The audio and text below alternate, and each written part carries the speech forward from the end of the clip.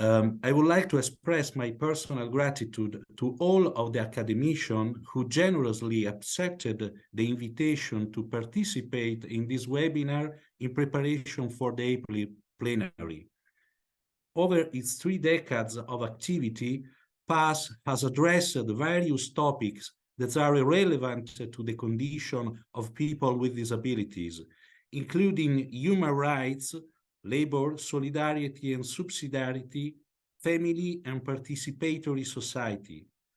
However, for the first time next year, the plenary session will be specifically devoted to the theme disability and the human condition, changing the social determinants of disabilities and building a new culture of inclusion. Our webinar occurs on the heels of the International Day of the Rights of Persons with Disabilities. These rights have found their highest expression in the United Nations Convention adopted in 2006 and signed by 188 countries. The Convention incorporates a new understanding of disability, seen as the result of a relationship between persons with impairments and behavioral and environmental barriers that prevent their full and effective participation in society on equal basis with others. The Convention has created high expectation for change, detailing states and societies full range of obligation in the process of societal transformation that will allow persons with disabilities to achieve their potential and participate as full members of their communities.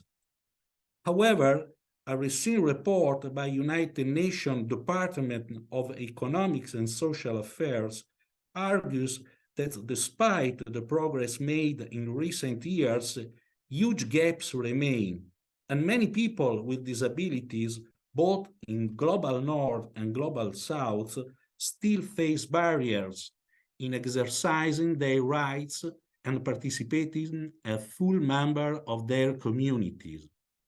In their encyclical Fratelli Tutti, Pope Francis described the condition of people with disabilities as that of, quote, hidden exiles treated as foreign bodies, persons that feel they exist without belonging and without participating, end quote.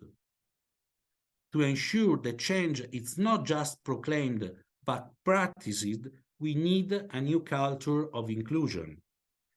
Anticipating the Convention, the social magisterium of the Church affirmed that persons with disabilities are fully human subjects with rights and duties. Persons who, I quote, in spite of the limitation and sufferings affecting their bodies and faculties, they point up more clearly the dignity and greatness of human being, end of quote. The social doctrine of the Church considers the rights of man, quote, one of the most significant attempts to respond effectively to the inescapable demands of the human dignity, end of quote. Human rights are to be defended not only individually, but also as a whole. Therefore, the Holy See did not sign the Convention, believing that an instrument created to protect people with disabilities from any discrimination could not be used to deny the basic right to life for unborn disabled people. The Holy See stance is shared by many associations and people with disabilities. It expresses the fear that the discrimination faced by people with disability in their early stage of life reflects their lack of acceptance in later stages. Therefore, disability poses a decisive challenge. Where does human dignity have its roots? A new culture of recognition and inclusion appears urgent to today's society. which is increasingly questioning what conditions make life worth living. In this 3-day webinar, we aim to contribute to building this future.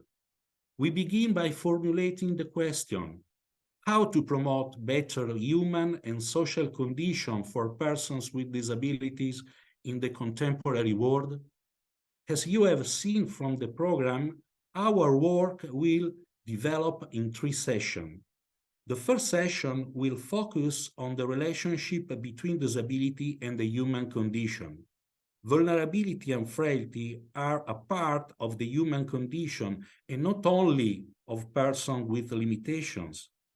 The biopsychosocial model of disability takes this universalizing perspective. If and how does disability redefine the concept of the human person and her dignity? The second session will embrace the multiple social determinants that condition the lives of people with disabilities, including the legal system and the economic system and development dynamics. How can they correspond to their expectation of justice and make them become active protagonists of their own integral development? In the third session, we will try to understand challenges and opportunities on which the building of a more fraternal and participatory society depends.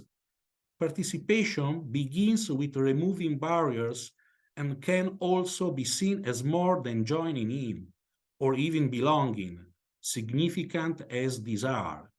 According to the social doctrine of the Church, our life together in community, in fellowship, begins from a profound vocation to unity in the heart of each human being. In a fraternal society, we relationship exist to facilitate and promote the I. This means that our task is transforming and redeeming social relationships. So, we could change the title of our webinar, How to Promote Better Human and Social Condition, not only for disabled people, but together with disabled people. I hope that the friendly dialogue among academicians will then focus on the challenges and opportunities currently emerging in the various spheres of social life.